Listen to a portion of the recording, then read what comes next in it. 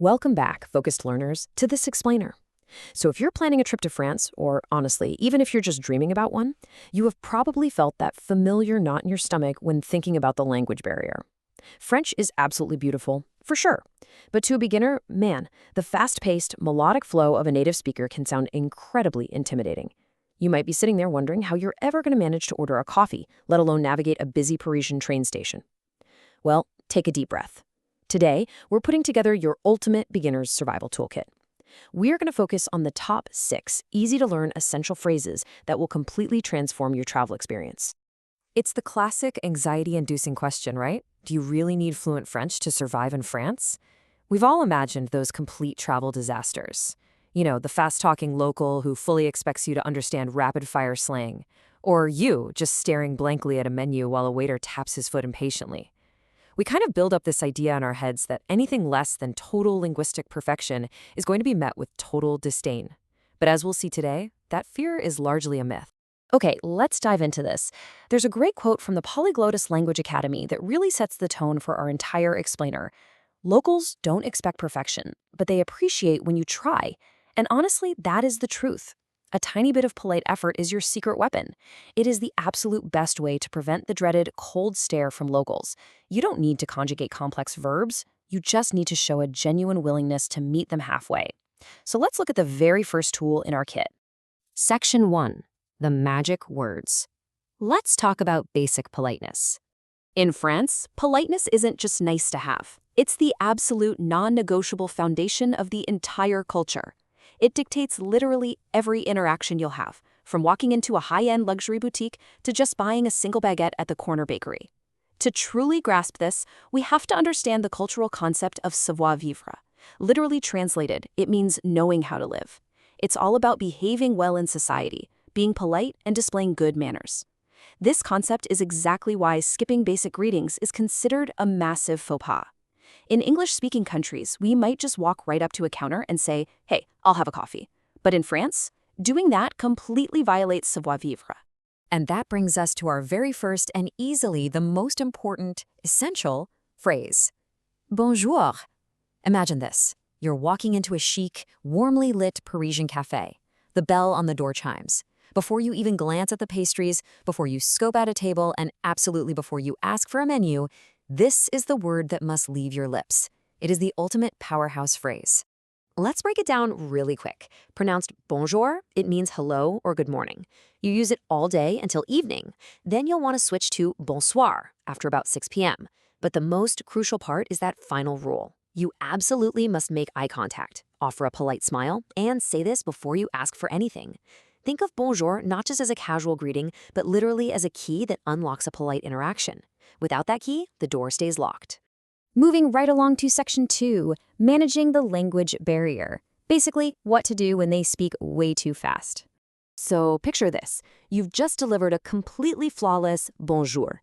The local smiles back and suddenly unleashes a rapid-fire string of French that you absolutely do not understand. What do?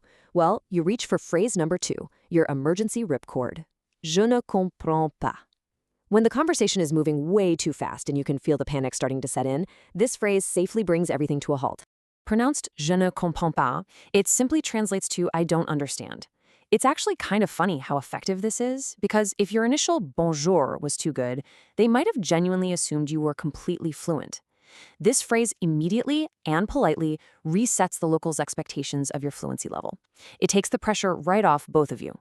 Once you've safely stopped the runaway train of that conversation, you follow it up with phrase number 3, parlez-vous anglais? This is quite possibly the single most helpful follow-up question you can ever ask while traveling. Pronounced parlez-vous anglais, it means, do you speak English? Now you might be thinking, why not just ask them that in English? Well, asking this in French first shows immense respect. It proves you're actively trying to meet them halfway in their own language. Because you made that effort first, you'll find they become significantly more willing to switch to English to help you out. And this brilliantly illustrates the anatomy of a perfect, polite interaction in France.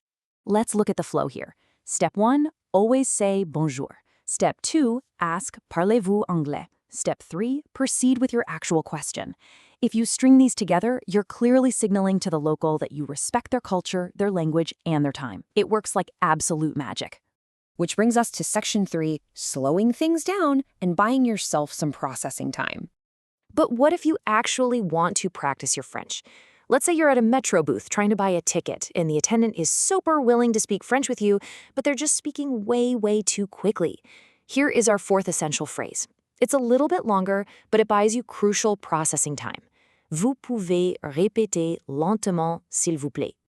Let's look at the breakdown for this one. It means, can you please repeat slower? Lentement is the absolute keyword here. It means slowly. And you finish it off with the ever-polite s'il vous plaît, pronounced s'il vous plaît. Now here is a great tip directly from our sources. Make sure to raise your voice at the very end of the sentence.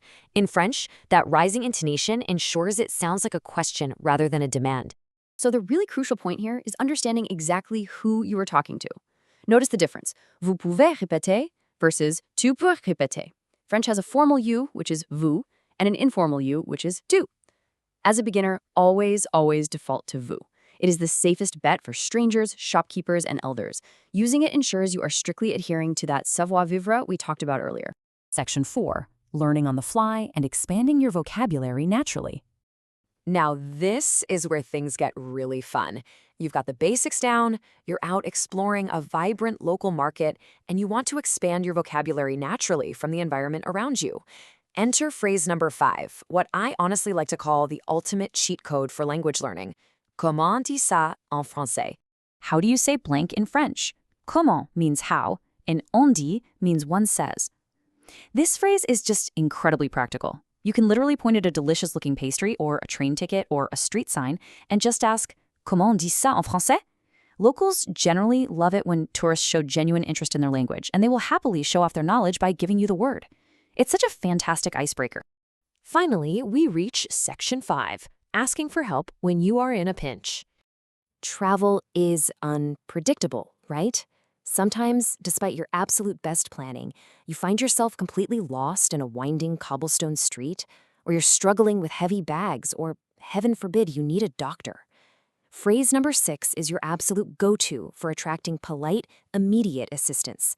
Vous pouvez m'aider, s'il vous plaît? Pronounced vous pouvez m'aider s'il vous plaît. It simply means, can you help me please? Notice the really interesting grammar structure here, though. M'aider literally translates to me help. You actually place the pronoun before the verb in French. But regardless of the grammar, whether you just need directions to the Eiffel Tower or you have a minor emergency, this polite request will catch someone's attention respectfully and effectively. Now, what's really interesting here is this single number 112. If that minor emergency turns into a real one, forget dialing 911. In France, and actually across the entire European Union, 112 is the general emergency number. You just dial this one single number, and it will connect you to police, medical, or fire services. It is an absolute must-know to round out your survival toolkit. So we've covered the top 6 essential phrases, from that mandatory, magical bonjour, all the way to asking for help in a pinch. You are now fully equipped with the tools to navigate France not as a lost, stressed tourist, but as an engaged, respectful traveler.